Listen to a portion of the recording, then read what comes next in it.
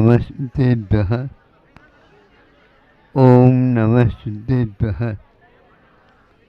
अहिंसा परमो धर्म की। आचार्य गुरुवर श्री कुंद कुंद भगवान की जय।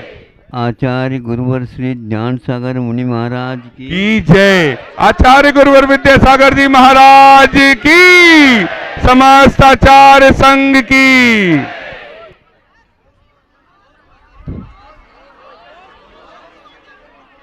हजारों नदियां भिन्न भिन्न दिशाओं से अपने गंतव्य की ओर बढ़ जाती हैं। एक नहीं, दो नहीं, तीन नहीं, हजारों नदियां और सागर एक हैं और उन सब में जाकर के क्रमशः वह मिल जाती हैं। उनको आनंद का अपार नहीं होता उनका, क्योंकि गंतव्य मिल चुका है। अब एक विशेष बात है, सागर में वे सारे के सारे मीठी नदियां जाकर के मिल जाती हैं, किंतु सागर में जाने के उपरांत वो सारे के सारे खारे हो जाते हैं। पूछने वाले पूछता है, ऐसा कौन सा कारण है नदियां सारी के सारी मीठी मिलने के उपरांत भी सागर खारा क्यों है, मीठा क्यों नहीं बनता? तो ध्वनि निकलती है, जो व्यक्ति एक स्थान पर रहता है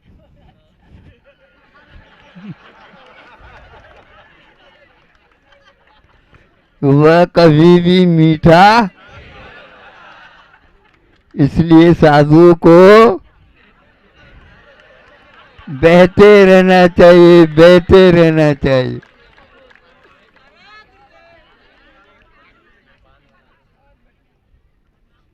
अब देखो, वो सागर इधर का उधर नहीं होता,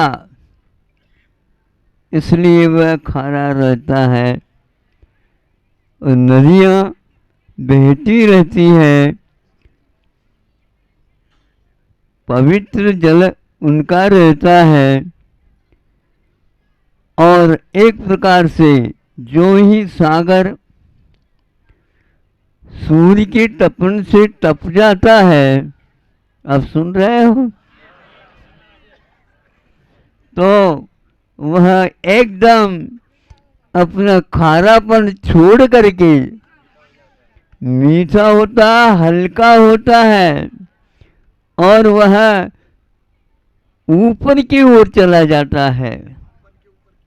हाँ, पुनः वहां पर जो योग्य वातावरण मिलता है तो औषध उससे बन जाता है।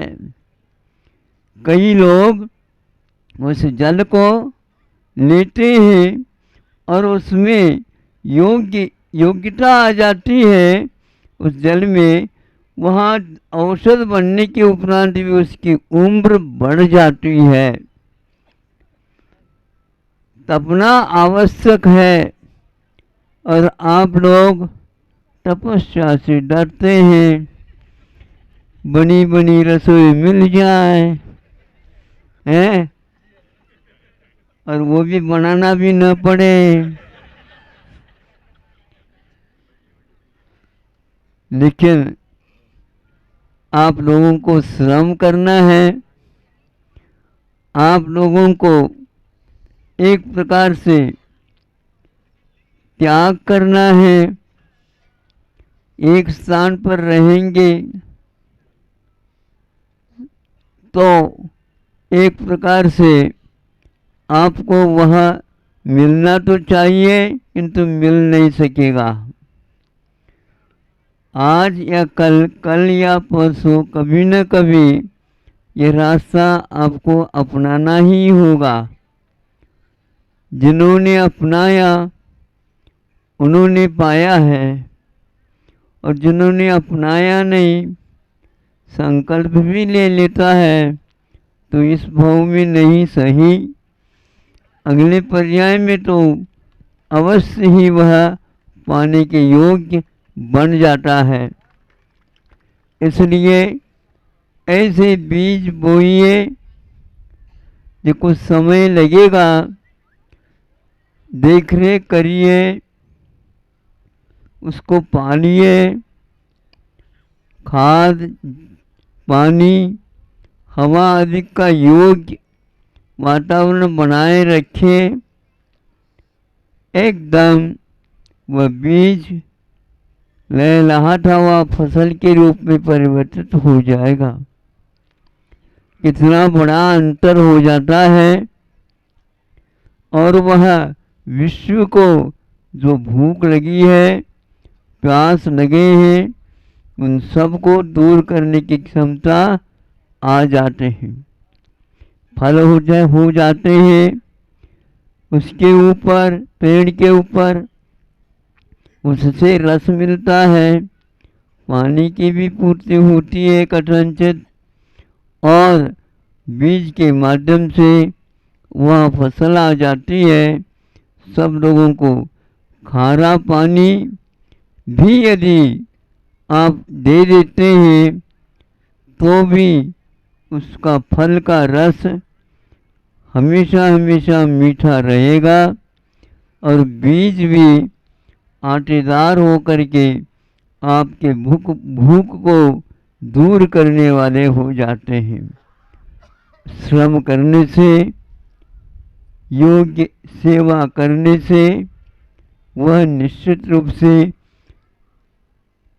सागर भी आपकी सेवा या धरती की सेवा करता है, तो वहाँ सबके योग्य बन जाता है।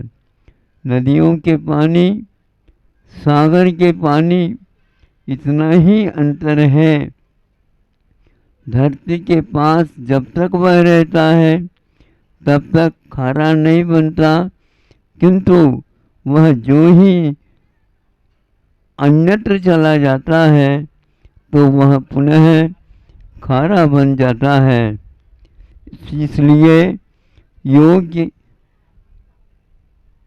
तप, योग्य त्याग, त्याग का अर्थ ये है उसके प्रति जो हमारे लिए बहुत मात्रा में है, उसका त्याग करके, उसका राग छोड़ करके जिनके लिए आवश्यकता है उनके लिए उसकी सुविधा कर देते हैं, तो भी एक प्रक्रिया ऐसी हो जाती है, आपका जो कोई भी किया हुआ पाप है वह एकदम पुण्य के रूप में, मीठे के रूप में परिवर्तित हो जाता है।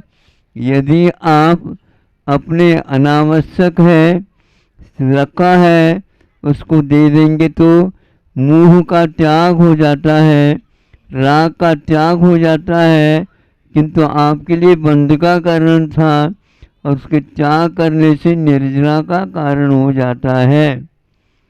और जो ले लेता है वह भी धर्मात्मा बन करके अपने जीवन को सुधार लेता है। इस प्रकार यहाँ आप जिसको राग किया था उसको भी वीतरागता के रूप में परिवर्तित कर सकते हैं। ये बहुत अच्छा रास्ता है। आप लोगों के दोनों हाथों में लड्डू है, एक लड्डू दूसरे को दे दो और एक लड्डू का आप स्वाद ले लो, क्या कर लो, और उसके कारण आगे भी ऐसा वातावरण मिलेगा। और इस प्रकार इस जीवन में कि पुण्य की बीज बो जाओ और आगे फसल 1000 गुना नहीं अनंत गुना पाओ। अहिंसा परमो धर्म की।